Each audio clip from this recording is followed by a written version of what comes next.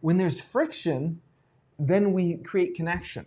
When there's no friction, when everything's like just smooth, then like we don't make any connection. Like if you're going on the subway here in New York City and everything just goes out off without a hitch, you ain't talking to nobody probably, and nobody ain't talking to you, and you're not making any friends. If you go to Starbucks and you get a cup of mocha latte or whatever your taste is in caffeine, you should get off caffeine, by the way. Like, get the fuck off caffeine. Caffeine is not good for you.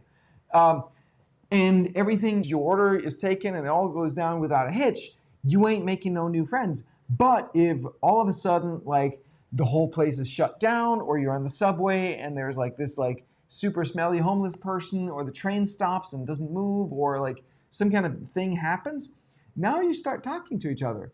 So back in the day, when airplanes would fly across the Atlantic, they didn't have enough fuel to make it the whole way. So they would stop over up there at Halifax or Fairfax. I don't know I forget what they're called, but somewhere up there. They would stop there to refuel on the way over.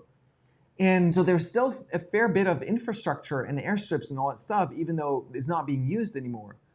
But then when 9/11 happened, a bunch of planes who were bound for the States were grounded there. So they were all forced to land there because they were not allowed into US airspace because we didn't know what the hell was going on.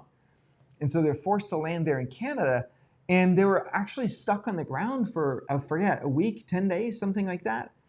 And in that environment, a lot of friendships for life were made, even some marriages, even some like, you know, I don't know if babies were made there. But that shit happens because now there's friction, and then we start talking to each other.